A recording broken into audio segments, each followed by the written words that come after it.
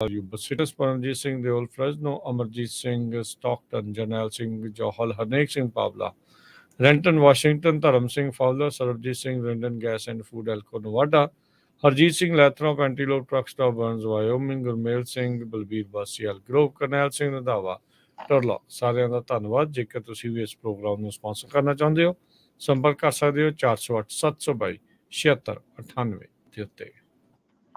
ਜੀ ਅੱਜ ਦੀਆਂ ਖਬਰਾਂ ਵੱਲ ਲਈਏ ਤੇ ਮਿਨੀਐਪਲਿਸ ਤੋਂ ਜੋ ਖਬਰ ਆ ਰਹੀ ਆ, ਟੋਥਾਓ ਇੱਕ ਲਾਸਟ ਜੋ ਮਿਨੀਐਪਲਿਸ ਪੁਲਿਸ ਦਾ ਆਫੀਸਰ ਸੀ, ਉਸ ਨੂੰ ਕਨਵਿਕਟ ਕਰ ਦਿੱਤਾ ਗਿਆ ਹੈ ਹੁਣ ਜਾਰਜ ਫਲਾਇਡ ਦੀ ਮੌਤ ਦੇ ਸੰਬੰਧ ਦੇ ਵਿੱਚ। ਉਹਨੂੰ ਅੱਜ 4 ਸਾਲ ਤੇ 9 ਮਹੀਨੇ ਦੀ ਜਿਹੜੀ ਸਜ਼ਾ ਆ ਉਹ ਸੁਣਾਈ ਗਈ ਹੈਗੀ ਆ। ਸਰੋਤਿਆਂ ਨੂੰ ਯਾਦ ਹੋਊਗਾ, ਜਾਰਜ ਫਲਾਇਡ ਕਾਲੇ ਮੂਲ ਦਾ ਇੱਕ ਬੰਦਾ ਸੀ ਜਿਸ ਦੀ ਪੁਲਿਸ ਵਾਲਿਆਂ ਦੇ ਹੱਥੋਂ ਮੌਤ ਹੋਈ ਸੀ, ਤੇ ਉੱਥੇ 3-4 ਦੇ ਕਰੀਬ ਪੁਲਿਸ ਆਫੀਸਰ ਸੀਗੇ, ਬਾਕੀ ਦਿਆਂ ਨੂੰ ਪਹਿਲਾਂ ਹੋ ਗਏ ਸੀ। ਇਹ ਉੱਥੇ ਇੱਕ ਬਿਲਕੁਲ ਕੋਲ ਖੜਾ ਸੀ ਤੇ ਇਹਦਾ ਜਿਹੜਾ ਰੋਲ ਸੀ ਉਹ ਵੀ ਕੋਈ ਬੜਾ ਪੋਜ਼ਿਟਿਵ ਨਹੀਂ ਸੀ। ਉਸ ਸੰਬੰਧ ਦੇ ਵਿੱਚ ਟੋਥਾਓ ਇਸ ਨੂੰ ਅੱਜ ਸਜ਼ਾ ਸੁਣਾ ਦਿੱਤੀ ਗਈ ਹੈਗੀ ਹੈ। ਜੀ ਬਿਲਕੁਲ। ਸੋ 4 ਸਾਲ 9 ਮਹੀਨੇ ਦੀ ਸਜ਼ਾ ਜਿਹੜੀ ਆ ਇਸ ਨੂੰ ਹੋਈ ਆ।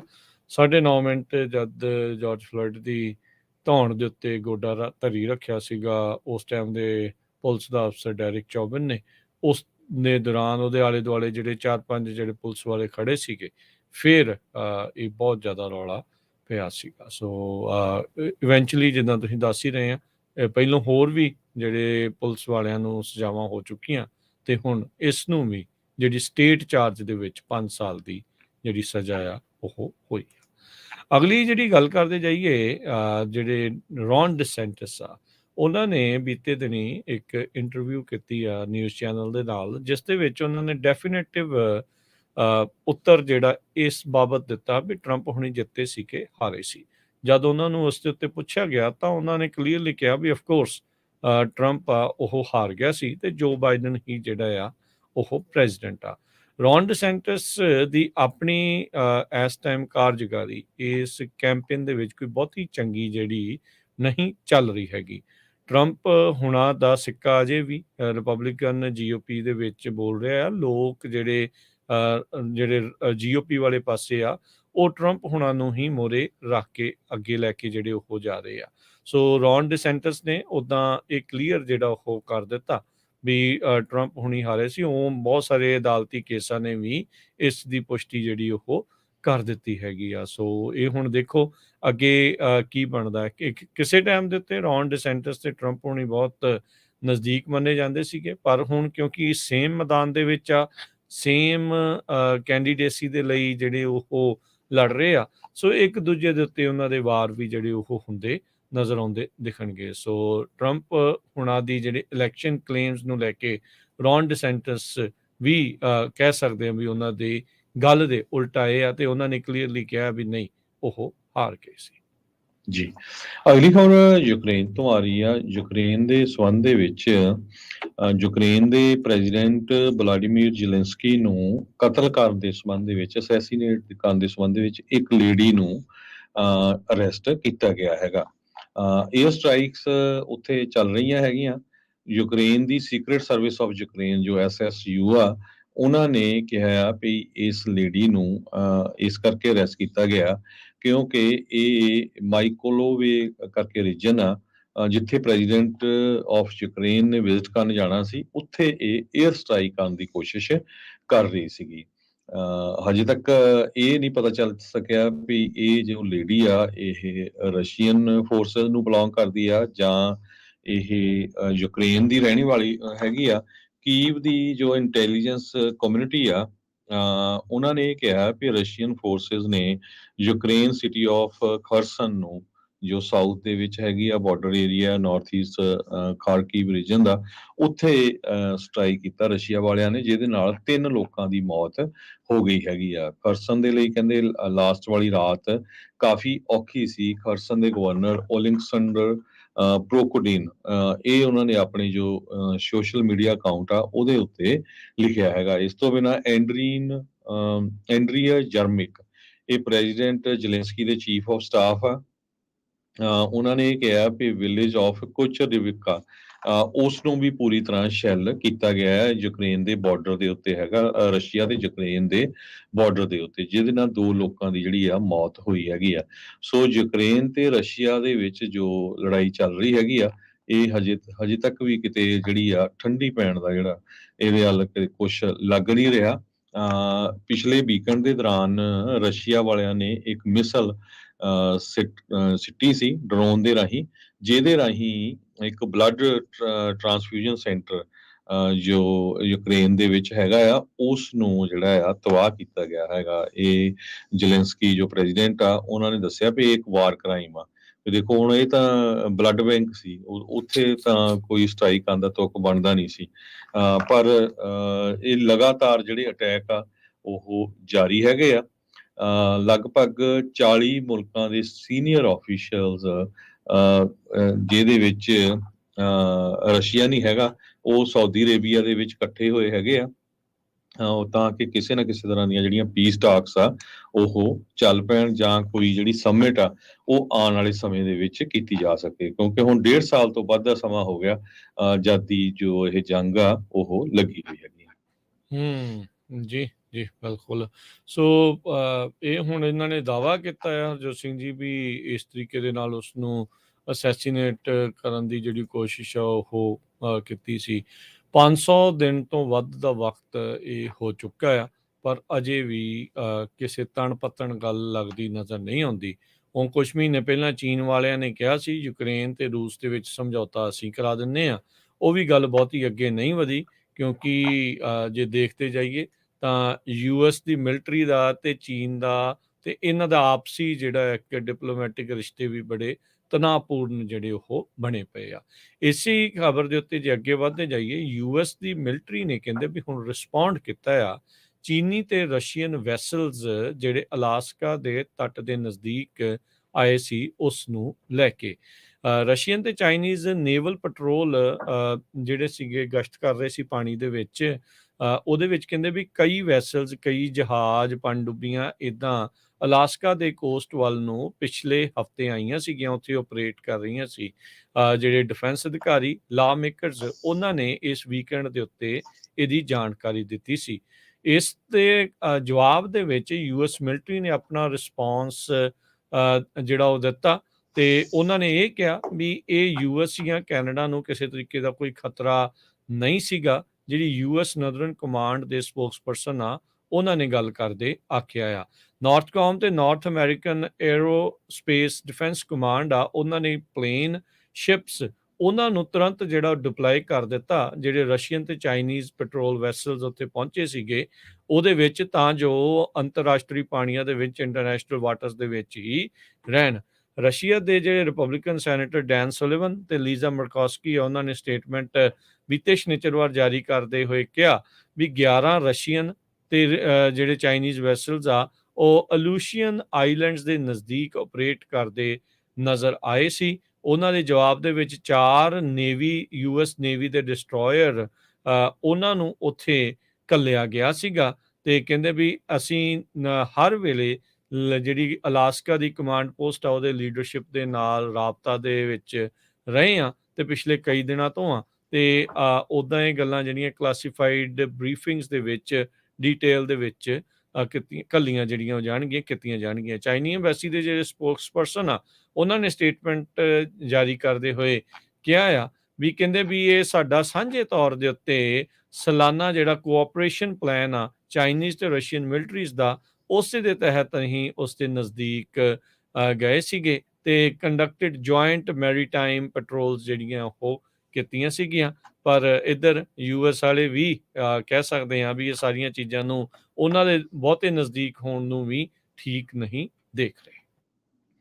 ਅਗਲੀ ਖਬਰ ਅਲਾਸਕਾ ਤੋਂ ਆ ਰਹੀ ਆ, ਜਿੱਥੇ ਕਿ ਇੱਕ ਗਲੇਸ਼ੀਅਰ ਬੇਸਨ ਉਹਦੇ ਨਾਲ ਪੂਰੀ ਫਲੱਡਿੰਗ ਹੋਈ ਆ, ਜਿਹਦੇ ਨਾਲ ਬਹੁਤ ਸਾਰੀਆਂ ਸਟਰਕਚਰਸ ਖਰਾਬ ਹੋ ਗਈਆਂ ਹੈਗੀਆਂ। ਯੂਨੀਓ ਜੋ ਕੈਪੀਟਲ ਆ ਅਲਾਸਕਾ ਦੀ, ਉੱਥੇ ਲੋਕਲ ਐਮਰਜੈਂਸੀ ਡਿਕਲੇਅਰ ਕਰ ਦਿੱਤੀ ਗਈ ਹੈਗੀ ਆ। ਰੈਕਡ ਬ੍ਰੇਕਿੰਗ ਰਿਵਰ ਫਲੱਡਿੰਗ ਹੋਈ ਆ, ਬਹੁਤ ਜ਼ਿਆਦਾ ਉੱਥੇ ਜੋ ਫਲੱਡਿੰਗ ਹੋਈ ਆ, ਜਿਹਦੇ ਨਾਲ 2 ਸਟਰਕਚਰ ਜਿਹੜੀਆਂ ਆਲਰੇਡੀ ਪਾਣੀ ਦੇ ਵਿੱਚ ਹੜ ਗਈਆਂ ਆ। ਵੱਡੇ-ਵੱਡੇ ਇਹ ਘਰ ਸੀਗੇ। ਸਿਟੀ ਆਫੀਸ਼ੀਅਲਸ ਨੇ ਐਮਰਜੈਂਸੀ ਕੱਲ੍ਹ ਡਿਕਲੇਅਰ ਕੀਤੀ ਆ। ਜੋ ਉਹਨਾਂ ਦਾ ਮੈਂਡਨਹੈਲ ਦਰਿਆ ਹੈਗਾ ਆ, ਕਹਿੰਦੇ ਵੀ ਉਹਦੇ ਜਿਹੜੇ ਕੰਢੇ ਆ ਉਹ ਬੜੇ ਅਨਸਟੇਬਲ ਹੈਗੇ ਆ। ਬਹੁਤ ਸਾਰੀਆਂ ਸਟਰੀਟਾਂ ਵੀ ਜੋ ਬਲੌਕ ਕਰ ਦਿੱਤੀਆਂ ਗਈਆਂ ਸਿਟੀ ਵੱਲੋਂ। ਸਿਟੀ ਐਂਡ ਬੋਰੋ ਆਫ ਜੋਨੀਓ ਜੋ ਆ, ਉੱਥੇ ਇਹ ਪ੍ਰੈਸ ਰਿਲੀਜ਼ ਉਹਨਾਂ ਵੱਲੋਂ ਜਾਰੀ ਕੀਤੀ ਗਈ ਆ।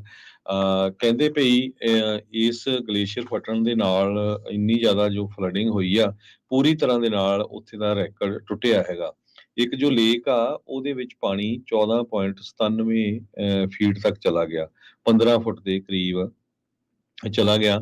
ਤੇ ਕਹਿੰਦੇ ਭਈ ਇਹ ਪਹਿਲੇ ਜਿਹੜਾ ਰੈਕਡ ਸੀਗਾ 2016 ਦਾ 11.99, ਉਹਦੇ ਨਾਲੋਂ ਕਿਤੇ ਵੱਧ ਹੈਗਾ। ਪਰ ਐਤਵਾਰ ਰਾਤ ਨੂੰ ਇਹ 7 ਫੁੱਟ ਦੇ ਕਰੀਬ ਲੋਅਰ ਹੋ ਗਿਆ ਤੇ ਹੁਣ ਲਗਭਗ 6 ਫੁੱਟ ਦੇ ਉੱਤੇ ਚੱਲ ਰਿਹਾ ਹੈਗਾ, ਜੋ ਪਾਣੀ ਓਵਰਫਲੋ ਉਸ ਲੇਕ ਦੇ ਵਿੱਚੋਂ ਚੱਲ ਰਿਹਾ। ਤੇ ਯੂਟਿਲਿਟੀਜ਼ ਬਹੁਤ ਸਾਰੇ ਏਰੀਏ ਦੇ ਵਿੱਚ ਚਲਾ ਗਈਆਂ ਸੀਆਂ, ਹੁਣ ਉਹਨਾਂ ਨੂੰ ਰੀਸਟੋਰ ਕੀਤਾ ਜਾ ਰਿਹਾ ਹੈਗਾ। ਸੋ ਇਹ ਪਹਿਲੀ ਵਾਰੀ ਕਹਿੰਦੇ ਵੀ ਇੰਨਾ ਜ਼ਿਆਦਾ ਨੁਕਸਾਨ ਆ ਇਹ ਅਲਾਸਕਾ ਦੇ ਵਿੱਚ, ਜੋ ਇਹ ਦਰਿਆ ਆ ਉਹਦੇ ਕੰਢੇ ਦੇ ਉੱਤੇ ਜੋ ਪ੍ਰਾਪਰਟੀਆਂ ਆ ਉਹਨਾਂ ਨੂੰ ਹੋਇਆ ਹੈਗਾ।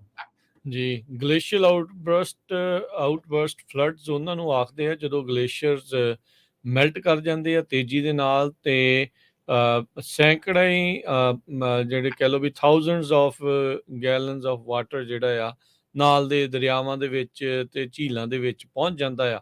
ਤੇ ਫਿਰ ਉਹਦੇ ਕਰਕੇ ਲੋਕਾਂ ਦੇ ਵਿੱਚ ਕਾਫੀ ਫਰਕ ਉੱਥੇ ਜਦੋਂ ਪਾਣੀ ਆਉਂਦਾ ਤੇ ਓਬਵੀਅਸਲੀ ਉਹਨਾਂ ਦਾ ਰਹਿਣ ਸਹਿਣ ਦੇ ਉੱਤੇ ਅਸਰ ਆ ਉਹ ਪੈ ਜਾਂਦਾ ਹੈਗਾ ਆ।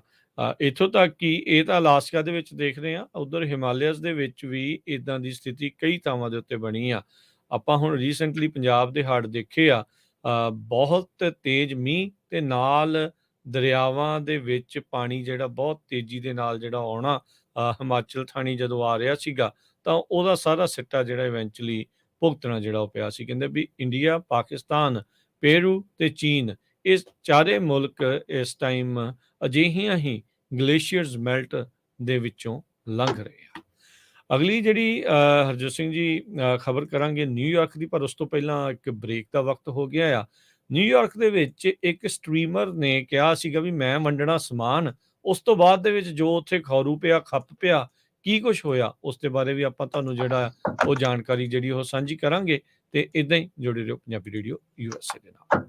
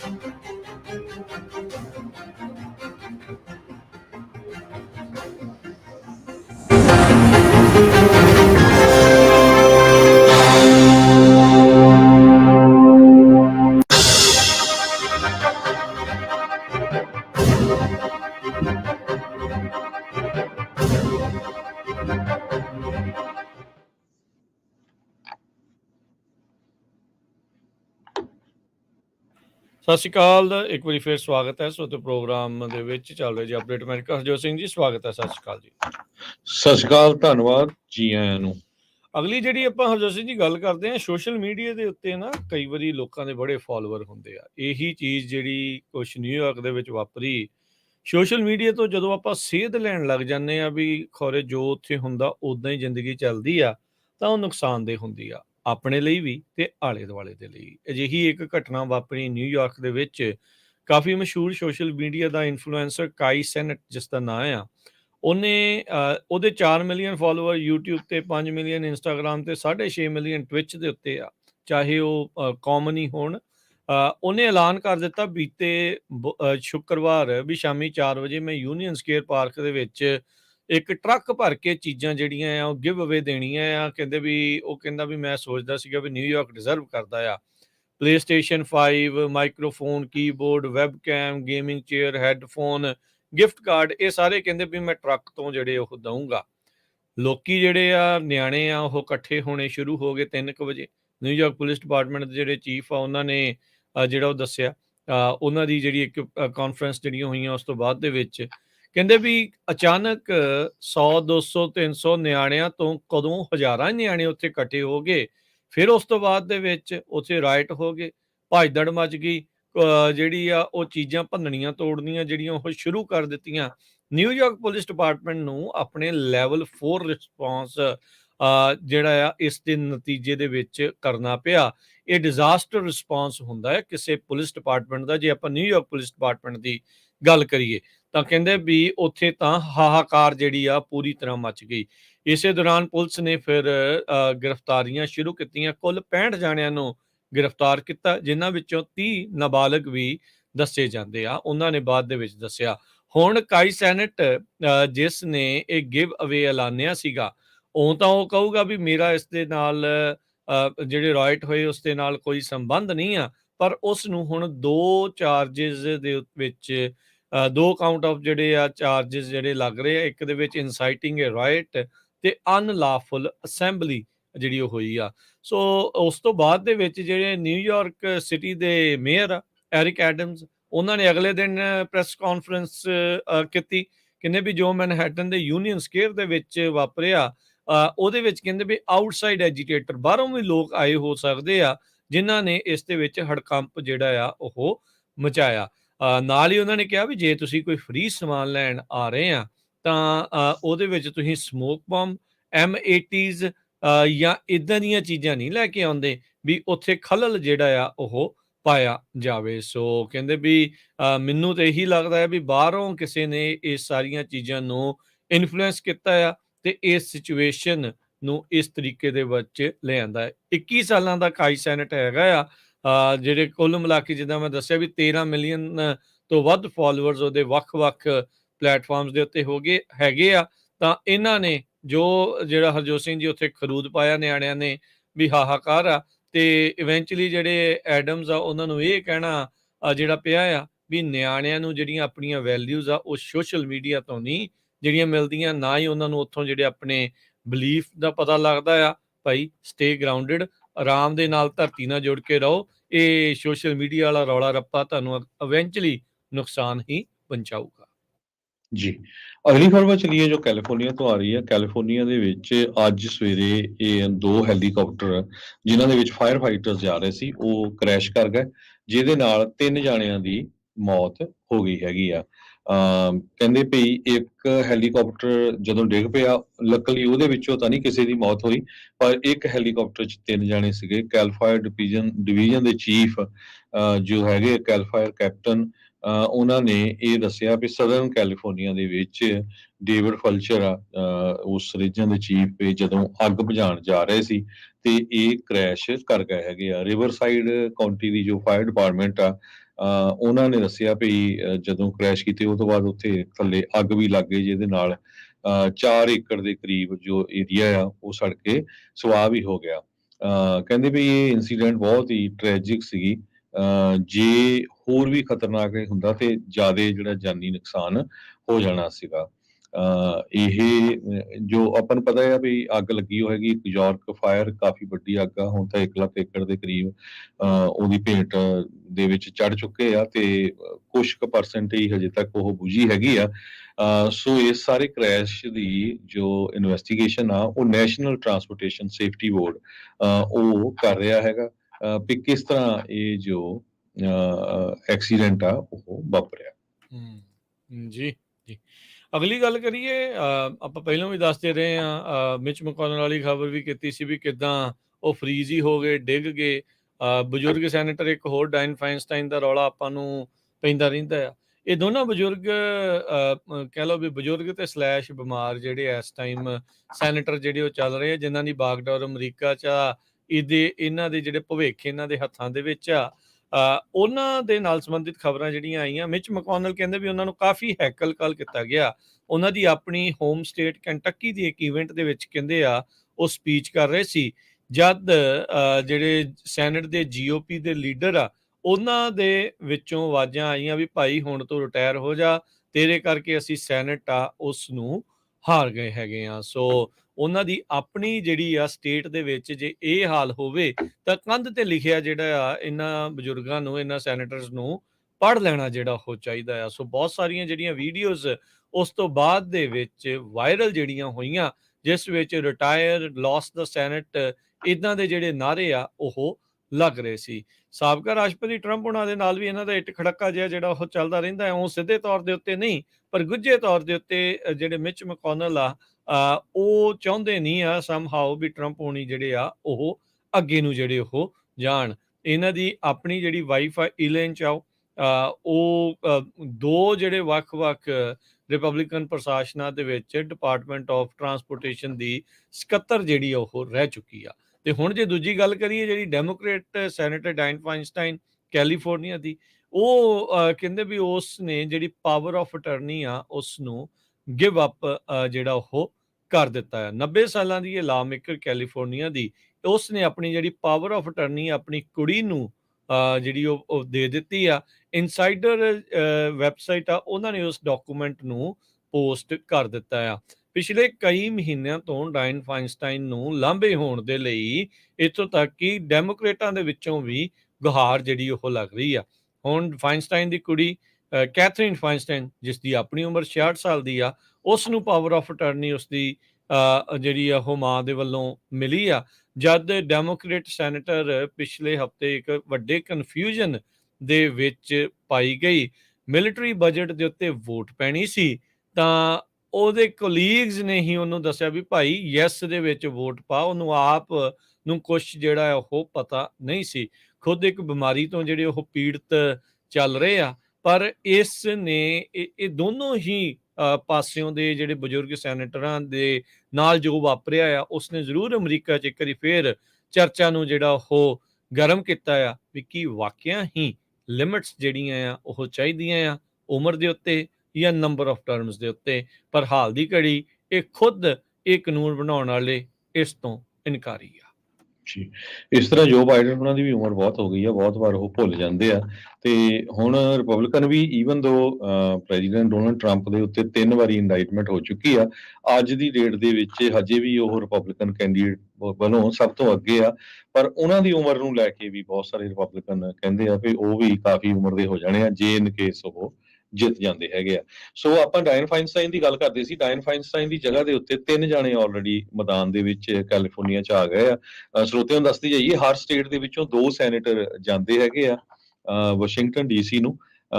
ਕੈਲੀਫੋਰਨੀਆ ਦੇ ਵਿੱਚੋਂ 2 ਸੈਨੇਟਰ ਆ ਇਸ ਟਾਈਮ ਦੇ ਉੱਤੇ, ਜਿਨ੍ਹਾਂ ਚੋਂ ਡਾਇਨ ਫਾਈਨਸਟਾਈਨ ਉਹ ਆਲਰੇਡੀ 90 ਪਲੱਸ 올ਡ ਹੈਗੀ ਆ।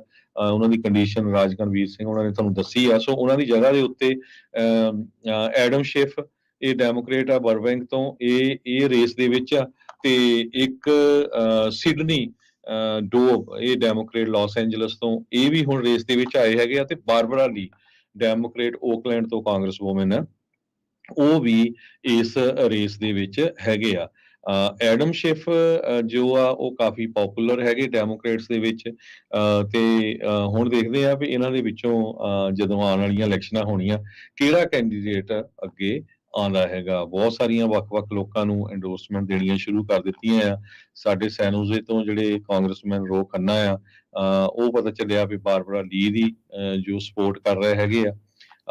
ਇੱਥੇ ਫੇਰ ਇੱਕ ਵਾਰੀ ਇਹਨਾਂ ਦੀ ਪ੍ਰੋਗਰੈਸਿਵ ਤੇ ਜਿਹੜੇ ਡੈਮੋਕ੍ਰੇਟ, ਪ੍ਰੋਗਰੈਸਿਵ ਤੇ ਡੈਮੋਕ੍ਰੇਟਸ, ਇਹਨਾਂ ਦੀ ਆਪਸ ਦੇ ਵਿੱਚ ਫੇਰ ਕਾਫੀ ਜਿਹੜੀ ਆ ਲੜਾਈ ਚੱਲ ਰਹੀ ਹੈਗੀ ਆ।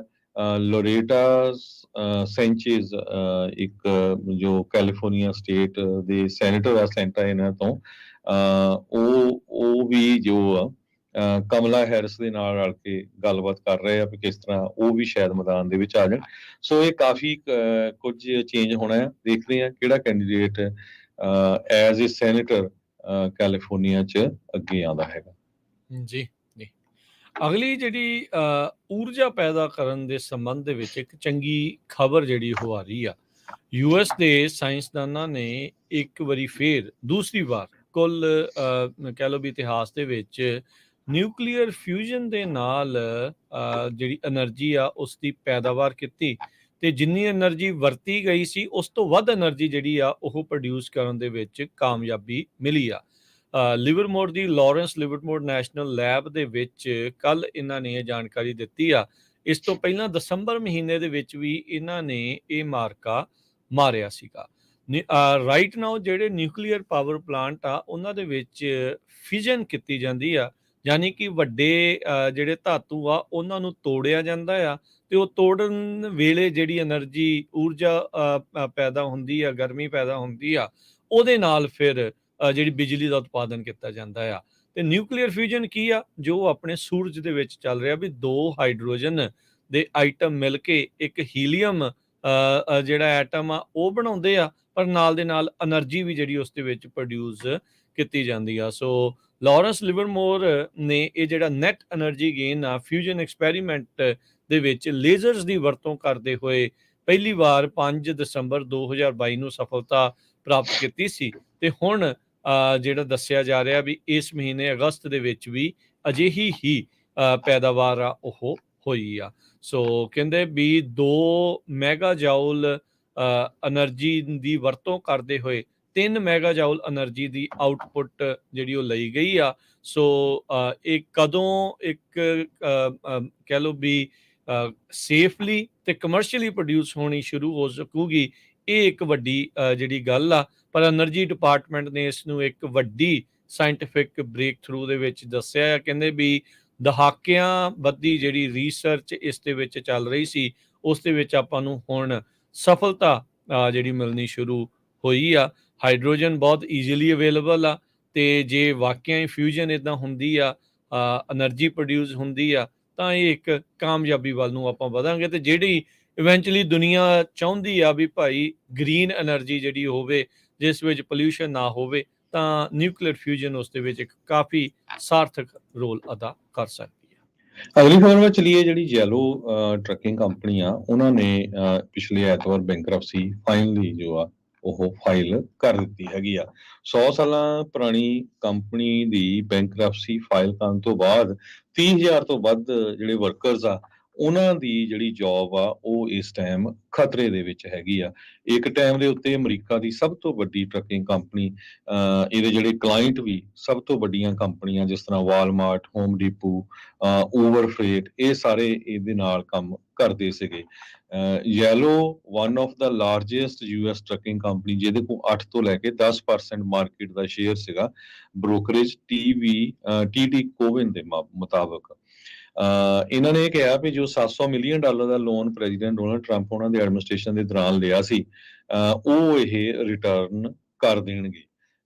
ਯੈਲੋ, ਜਿਸ ਨੂੰ ਪਹਿਲਾਂ YRC ਵਰਲਡ ਵਾਈਡ ਕਰਕੇ ਕਿਹਾ ਜਾਂਦਾ ਸੀ, ਇਹਦੇ ਕੋਲ 1 ਬਿਲੀਅਨ ਤੋਂ ਲੈ ਕੇ 10 ਬਿਲੀਅਨ ਤੱਕ ਲਾਇਬਿਲਿਟੀਜ਼ ਹੈਗੀਆਂ। 1 ਲੱਖ ਤੋਂ ਵੱਧ ਲੋਕਾਂ ਦੇ ਕ੍ਰੈਡੀਟਰਸ ਆ, 1 ਲੱਖ ਤੋਂ ਵੱਧ ਲੋਕਾਂ ਦੇ ਇਹਨਾਂ ਨੇ ਪੈਸੇ ਦੇਣੇ ਆ, ਵੱਖ-ਵੱਖ ਕੰਪਨੀਆਂ ਦੇ ਡਰਾਈਵਰਾਂ ਦੇ। ਸੋ ਕੰਪਨੀ ਦੇ ਕੋਲ 1.3 ਬਿਲੀਅਨ ਡਾਲਰ ਦੀ ਡੈਬਟ ਪੇਮੈਂਟਸ ਹੈਗੀਆਂ, ਜੋ 2024 ਚ ਇਹਨਾਂ ਨੇ ਪੇ ਕਰਨੀਆਂ, including 567.4 million private equity term loan ਆ, ਜੋ ਇਹਨਾਂ ਨੇ ਜੂਨ ਮਹੀਨੇ ਦੇ ਵਿੱਚ ਦੇਣਾ ਸੀ। ਯੈਲੋ ਦੇ ਕੋਲ ਰਫਲੀ 450 ਮਿਲੀਅਨ ਲੋਨ ਹੈਗਾ ਆ, ਜੋ ਸਿਟੀਜ਼ਨ ਬੈਂਕ ਤੇ ਮੈਰਲ ਲਿੰਚ ਦੇ ਕੋਲੋਂ ਇਹਨਾਂ ਨੇ ਲਿਆ ਸੀ, ਜੋ 2024 ਦੇ ਵਿੱਚ ਦੇਣਾ ਹੈਗਾ। ਸੋ ਪੂਰੀ ਤਰ੍ਹਾਂ ਇੱਕ ਤਰ੍ਹਾਂ ਨਾਲ ਮੈਸ ਆ। ਤੇ ਨਾਲ ਦੀ ਨਾਲ ਉੱਥੇ ਦੇ ਜਿਹੜੇ CEO ਆ, ਡੈਰਨ ਹੌਪਕਿੰਸ ਯੈਲੋ ਦੇ, ਉਹਨਾਂ ਨੇ ਇਹ ਯੂਨੀਅਨ ਦੇ ਉੱਤੇ ਵੀ ਬਲੇਮ ਕੀਤਾ ਹੈ। ਕਹਿੰਦੇ ਵੀ ਯੂਨੀਅਨ ਵੀ ਇੱਕ ਕਾਰਨ ਆ ਜਿਹਦੇ ਕਰਕੇ ਸਾਡੀ ਕੰਪਨੀ ਆ ਉਹ ਫੇਲ ਹੋਈ ਹੈਗੀ ਆ। ਬ੍ਰੇਕ ਲਵਾਂਗੇ, ਬ੍ਰੇਕ ਤੋਂ ਬਾਅਦ ਮੁੜ ਕੇ ਫਿਰ ਵਾਪਸ ਹਾਜ਼ਰ ਹੁੰਦੇ ਆ। ਚੀਨ ਨੂੰ ਲੈ ਕੇ ਕੀ ਜਿਹੜੀ ਹੈ ਇਕਨੋਮੀ ਦੀ ਗੱਲ ਆ, ਤੇ ਜਰਮਨੀ ਦੀ ਇਕਨੋਮੀ ਨੂੰ ਲੈ ਕੇ ਕੁਝ ਗੱਲਾਂ ਜਿਹੜੀਆਂ ਉਹ ਆਪਾਂ ਸ਼ੇਅਰ ਕਰਾਂਗੇ। ਜੁੜੇ ਰਹਿਣਾ ਇਦਾਂ ਹੀ ਪੰਜਾਬੀ ਰੇਡੀਓ USA ਦੇ ਨਾਲ।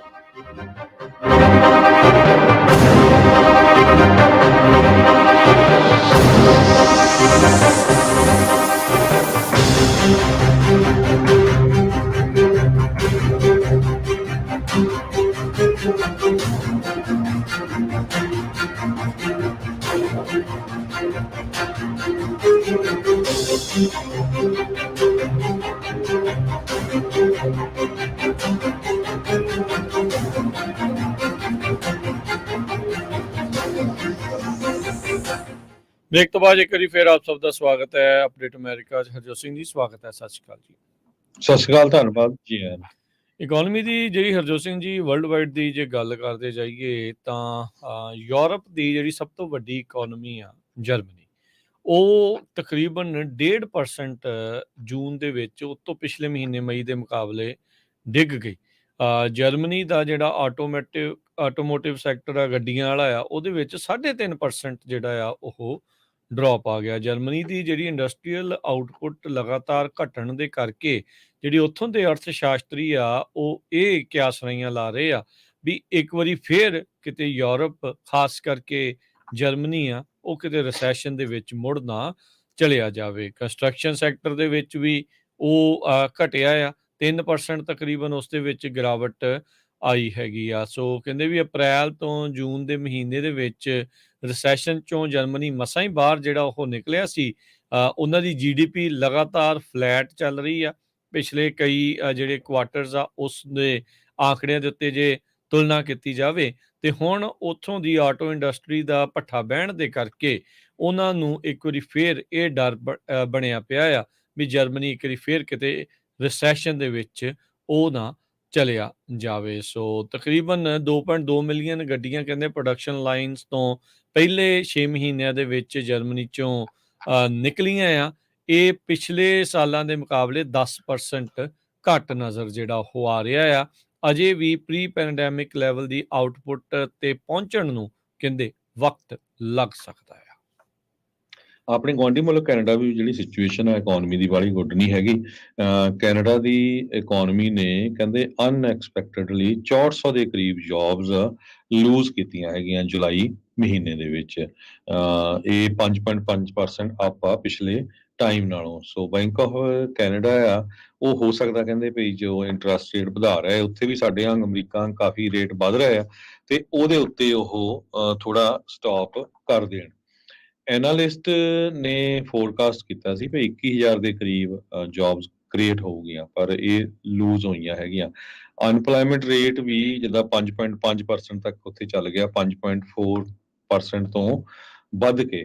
ਸੋ ਮਨੀ ਮਾਰਕੀਟਸ ਉੱਥੇ ਦੀਆਂ ਜੋ ਇਹ ਕਹਿੰਦੀਆਂ ਵੀ 28% ਚਾਂਸ ਆ ਕਿ ਸਤੰਬਰ ਮਹੀਨੇ ਦੇ ਵਿੱਚ ਇੰਟਰਸਟ ਰੇਟ ਉੱਪਰ ਜਾਊਗਾ। ਸੋ ਕੈਨੇਡਾ ਦੀ ਵੀ ਜਿਹੜੀ ਇਕੋਨਮੀ ਆ ਉਹ ਬਾਹਲੀ ਗੁੱਡ ਨਹੀਂ ਹੈਗੀ। $1 ਦੇ ਬਰਾਬਰ ਕੈਨੇਡਾ ਇਸ ਟਾਈਮ 1.33 ਡਾਲਰ ਹੈਗੇ ਕੈਨੇਡਾ ਦੇ। ਸੋ ਕੈਨੇਡਾ ਦਾ ਜਿਹੜਾ ਡਾਲਰ ਆ ਉਹ ਵੀ ਬਾਹਲਾ ਸਟਰੋਂਗ ਨਹੀਂ ਹੈਗਾ। ਪੋਪੂਲੇਸ਼ਨ ਉੱਥੇ ਹੁਣ ਕਾਫੀ ਜਿਹੜੇ ਇਮੀਗ੍ਰੈਂਟਸ ਦੀ ਵੱਧ ਰਹੀ ਆ ਪਰ ਇਕੋਨਮੀ ਜੋ ਓਵਰਆਲ ਆ ਕੈਨੇਡਾ ਦੀ ਵੀ ਜੋ ਤੁਸੀਂ ਯੂਰਪ ਦੀ ਹਾਲ ਦੱਸ ਕੇ ਹਟੇ ਆ ਉਧਰ ਨੂੰ ਹੀ ਜਾ ਰਹੀ ਆ। ਹਾਲਾਂਕਿ ਸਾਡੇ ਜਿਹੜੇ USA ਦੇ ਵਿੱਚ ਕਾਫੀ ਸਟਰੋਂਗ ਹੈਗੀ ਆ ਇਕੋਨਮੀ ਈਵਨ ਦੋ 3 ਲੱਖ ਦੇ ਕਰੀਬ IT ਸੈਕਟਰ ਦੇ ਵਿੱਚੋਂ ਲੋਕ ਲੇ ਆਫ ਹੋਏ ਹੈਗੇ ਆ ਪਰ ਸਟਿਲ 9 ਮਿਲੀਅਨ ਦੇ ਕਰੀਬ ਜੌਬਸ USA ਦੇ ਵਿੱਚ ਹਜੇ ਵੀ ਅਵੇਲੇਬਲ ਹੈਗੀਆਂ। ਗਲੋਬਲ ਇਕੋਨਮੀ ਦੇ ਵਿੱਚ ਜੇ ਚੀਨ ਦੀ ਆਪਾਂ ਗੱਲ ਕਰਦੇ ਜਾਈਏ ਤਾਂ ਉੱਥੇ ਜਿਹੜੀ ਫੋਰਨ ਡਾਇਰੈਕਟ ਇਨਵੈਸਟਮੈਂਟ ਜਿਹਨੂੰ ਆਉਂਦੇ ਆ ਵੀ ਜਿੱਦਾਂ ਕੰਪਨੀਆਂ ਜਾਂ ਮੁਲਕਾਂ 'ਚੋਂ ਲੋਕ ਜਾ ਕੇ ਡਾਲਰ ਇਨਵੈਸਟ ਕਰਦੇ ਆ ਉਹ ਆਲ ਟਾਈਮ ਲੋ ਦੇ ਉੱਤੇ ਉੱਥੇ ਪਹੁੰਚ ਗਏ ਆ। ਸੋ ਜਿਹੜੀ ਫੋਰਨ ਡਾਇਰੈਕਟ ਇਨਵੈਸਟਮੈਂਟ ਟਵਿੱਟਰ ਦੇ ਉੱਤੇ ਇੱਕ ਜਿਹੜੇ ਇਨਵੈਸਟਰਸ ਹੈਗੇ ਆ ਜੈਨਸ ਨੋਰਡਵਿਕ ਉਹਨਾਂ ਨੇ ਡਾਟਾ ਜਿਹੜਾ ਸ਼ੇਅਰ ਕੀਤਾ ਆ ਉਹਦੇ ਵਿੱਚ ਕਹਿੰਦੇ ਵੀ ਬਹੁਤ ਵੱਡਾ ਡਿਕਲਾਈਨ ਦੇਖਿਆ ਗਿਆ ਆ। 2023 ਦੇ ਫੋਰਨ ਇਨਵੈਸਟਰਸ ਦੇ ਵਿੱਚ ਦੂਜੇ ਕੁਆਟਰ 'ਚ ਮਹਿਜ ਕਹਿੰਦੇ ਵੀ $5 ਬਿਲੀਅਨ ਦੀ ਨਿਵੇਸ਼ ਹੋਇਆ ਆ। ਚਾਈਨਾ ਦੇ ਵਿੱਚ ਇਨਵੈਸਟਮੈਂਟ ਆਈ ਆ ਫਰੈਸ਼ ਕੈਪੀਟਲ। 2021 ਦੇ ਵਿੱਚ ਇਹ ਆંકੜਾ 100 ਬਿਲੀਅਨ ਸੀਗਾ। ਸੋ $95 ਬਿਲੀਅਨ ਘੱਟ ਨਿਵੇਸ਼ ਚੀਨ ਦੇ ਵਿੱਚ ਹੋ ਰਿਹਾ ਆ। ਮੈਨੂਫੈਕਚਰਿੰਗ ਜੌਬਸ ਉੱਥੇ ਲੂਜ਼ ਹੋ ਰਹੀਆਂ ਆ। ਉਹਨਾਂ ਦੀ ਆਪਣੀ ਇਕੋਨਮੀ ਦਾ ਜਲੂਸ ਨਿਕਲਿਆ ਪਿਆ ਆ।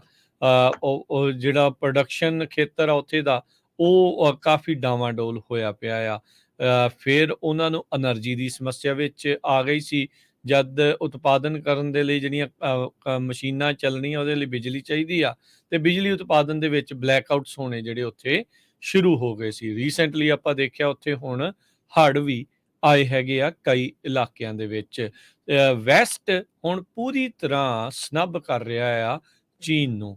ਚੀਨ ਚਾਹੇ ਇਸ ਮੌਕੇ ਰੂਸ ਦਾ ਸਾਥ ਦੇ ਰਿਹਾ ਆ ਯੂਕਰੇਨ ਦੀ ਇਨਵੇਜਨ ਦੇ ਵਿੱਚ ਪੂਰੀ ਤਰ੍ਹਾਂ, ਪਰ ਵੈਸਟ ਦੇ ਜਿਹੜੇ ਮੁਲਕ ਆ ਉਹਨਾਂ ਨੇ ਅੰਦਰ ਖਾਤੇ ਇਹ ਨਿਰਣਾ ਲਿਆ ਆ ਵੀ ਚੀਨ ਨੂੰ ਤੇ ਰੂਸ ਨੂੰ ਹੁਣ ਆਪਾਂ ਖੁੱਡੇ ਲਾਉਣ ਦੀ ਕੋਸ਼ਿਸ਼ ਕਰਨੀ ਆ, ਜਿਹਦੇ ਵਿੱਚ ਸਭ ਤੋਂ ਵੱਡਾ ਤੇ ਸਭ ਤੋਂ ਜਲਦੀ ਅਸਰ ਦਿਖਾਉਣ ਵਾਲੀ ਜਿਹੜੀ ਇਹ ਫੋਰਨ ਡਾਇਰੈਕਟ ਇਨਵੈਸਟਮੈਂਟ ਨਜ਼ਰ ਆ ਰਹੀ ਆ। ਚੀਨ ਦੇ ਵਿੱਚ ਇਨਵੈਸਟਮੈਂਟ ਕਾਫੀ ਪੱਧਰ ਦੇ ਉੱਤੇ, ਕਾਫੀ ਵੱਡੇ ਪੱਧਰ ਦੇ ਉੱਤੇ ਘਟ ਚੁੱਕੀ ਆ ਤੇ ਕੋਵਿਡ ਦੇ ਦੌਰਾਨ ਜਿਹੜੀ ਚੀਨ ਦੀ ਜ਼ੀਰੋ ਕੋਵਿਡ ਪਾਲਿਸੀ ਸੀ ਉਹ ਵੀ ਕਿਤੇ ਨਾ ਕਿਤੇ ਕਹਿੰਦੇ ਆ ਵੀ ਇਸ ਫੈਕਟਰ ਦੇ ਵਿੱਚ ਸ਼ਮੂਲੀਅਤ ਕਰਦੀ ਆ ਵੀ ਇਹ ਸਾਰਾ ਕੁਝ ਹੋ ਰਿਹਾ ਆ। ਯੂਕਰੇਨ ਇਫੈਕਟ, ਕੋਵਿਡ ਇਫੈਕਟ ਤੇ ਓਵਰਆਲ ਵੈਸਟ ਦੇ ਵੱਲੋਂ ਸਨੱਬ ਕਰਨਾ ਚੀਨ ਨੂੰ, ਉਸ ਦਾ ਖਾਮਿਆਜ਼ਾ ਚੀਨ ਨੂੰ ਭੁਗਤਣਾ ਪੈ ਰਿਹਾ ਆ। ਤੇ ਜਦੋਂ ਇਕਨੋਮਿਕਲੀ ਚੀਨ ਸਫਰ ਕਰਦਾ ਆ ਤਾਂ ਉਹਦੇ ਵਿੱਚ ਆਪਾਂ ਦੇਖਿਆ ਵੀ ਦੁਨੀਆ ਭਰ ਦੀ ਇਕੋਨਮੀ ਦੇ ਉੱਤੇ ਵੀ ਉਸ ਦਾ ਅਸਰ ਨਜ਼ਰ ਪੈਂਦਾ ਆ।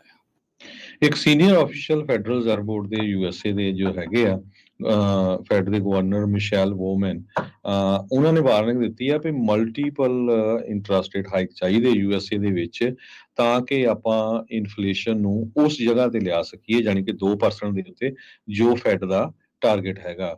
ਸੋ ਗਵਰਨਰ ਮਿਸ਼ੈਲ ਵੋਮੈਨ ਇਹ one of the deciding governors ਹੈਗੇ ਆ, ਬੋਰਡ ਮੈਂਬਰਸ ਆ ਜਿਨ੍ਹਾਂ ਨੇ ਇੰਟਰਸਟ ਰੇਟ ਵਧਾਉਣਾ ਹੁੰਦਾ ਆ ਜਦੋਂ ਮੀਟਿੰਗ ਹੁੰਦੀ ਆ। ਸੋ ਵੱਖ-ਵੱਖ ਜੋ ਫੈਡਰਲ ਰਿਜ਼ਰਵ ਬੋਰਡ ਦੇ ਮੈਂਬਰਸ ਹੈਗੇ ਆ, ਉਹ ਆਪਣੀ ਜੋ ਫਿਗਰਸ ਦਿੰਦੇ ਹੈਗੇ ਆ ਵੀ ਆਪਾਂ ਨੂੰ ਇੰਟਰਸਟ ਰੇਟ ਵਧਾਉਣੇ ਚਾਹੀਦੇ ਆ ਜਾਂ ਨਹੀਂ। ਸੋ ਲੱਗਦਾ ਯੂਐਸਏ 'ਚ ਵੀ ਹਜੇ ਇੰਟਰਸਟ ਰੇਟ ਰੋਕਣ ਦਾ ਨਾਂ ਨਹੀਂ ਲਓਗੇ।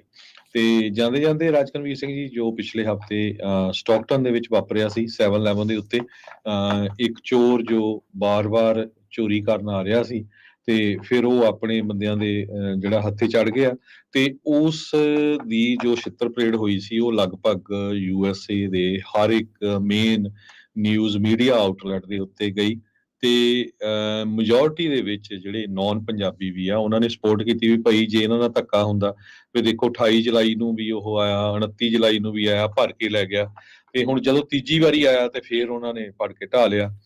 ਤੇ ਹੁਣ ਲੇਟੈਸਟ ਖਬਰ ਸਟਾਕਟਨ ਦੀ ਪੁਲਿਸ ਡਿਪਾਰਟਮੈਂਟ ਵੱਲੋਂ ਇਹ ਆ ਰਹੀ ਆ ਵੀ ਉਹ ਇਸ ਦੀ ਇਨਵੈਸਟੀਗੇਸ਼ਨ ਕਰ ਰਿਹਾ ਕਿਉਂਕਿ ਜਿੱਦਣ ਉਹਦੀ ਛਿੱਤਰ ਪਰੇਡ ਹੋਈ ਸੀ ਉਸ ਬੰਦੇ ਦੀ ਪੰਜਾਬੀ ਕੈਸ਼ੀਅਰਸ ਵੱਲੋਂ, ਉਸੇ ਰਾਤ ਉਹ ਦੁਬਾਰਾ ਕੀ ਫਿਰ ਆਪਣੇ ਇੱਕ ਹੋਰ 2 ਬੰਦਿਆਂ ਨਾਲ ਲੈ ਕੇ ਉਹ ਸਟੋਰ ਤੇ ਆ ਗਿਆ। ਹੁਣ ਨੈਚੁਰਲੀ ਜਿਹੜੇ ਕੰਮ ਕਰਦੇ ਆ ਉਹ ਡਰਦੇ ਆ ਕਿ ਕੱਲ ਨੂੰ ਗਨ ਲੈ ਕੇ ਆ ਜਾਏ ਜਾਂ ਕੁਝ ਵੀ, ਤੇ ਫਿਰ ਪੁਲਿਸ ਨੂੰ ਨਹੀਂ ਕਾਲ ਕੀਤੀ, ਪੁਲਿਸ ਵਾਲੇ ਉਸ ਚੋਰ ਨੂੰ ਉਹ ਫੜ ਕੇ ਲੈ ਗਏ। ਤੇ ਹੁਣ ਜੋ ਪੁਲਿਸ ਦੀ ਲੇਟੈਸਟ ਇਹ ਖਬਰ ਆਈ ਆ ਵੀ ਅਸੀਂ ਇਨਵੈਸਟੀਗੇਟ ਕਰ ਰਹੇ ਹਾਂ, ਇਨਵੈਸਟੀਗੇਟ ਕਰਕੇ ਜੋ ਡਿਸਟ੍ਰਿਕਟ ਅਟਾਰਨੀ ਆ ਉੱਥੇ ਦਾ ਸਟਾਕਟਨ ਦਾ, ਉਹਦੇ ਕੋਲ ਆਪਾਂ ਦੇਵਾਂਗੇ ਤੇ ਉਹ ਜੋ ਫਰਦਰ ਐਕਸ਼ਨ ਲਊਗਾ। ਹੋ ਸਕਦਾ ਉਹ ਫੈਲਨੀ ਚਾਰजेस ਲਾ ਦੇਣ ਜਾਂ ਕੁਝ ਵੀ, ਪਰ ਬੜਾ ਅਨਫੋਰਚੂਨੇਟ ਪਾਰਟ ਹੈਗਾ ਰਾਜਕਨਵੀਰ ਸਿੰਘ ਜੀ, ਅਸੀਂ ਇਹ ਮੁੱਦਾ ਚੱਕਿਆ ਵੀ ਕਾਫੀ ਸੀ ਪਰ ਫਿਰ ਵੀ ਜਿਹੜੇ ਅੱਜ ਦੀ ਡੇਟ 'ਚ ਸਾਰੇ ਜਿਹੜੇ ਸਟੋਰਾਂ ਦੇ ਮਾਲਕ ਆ ਉਹ ਸੁੱਤੇ ਪਏ ਲੱਗਦੇ ਹੈਗੇ ਆ।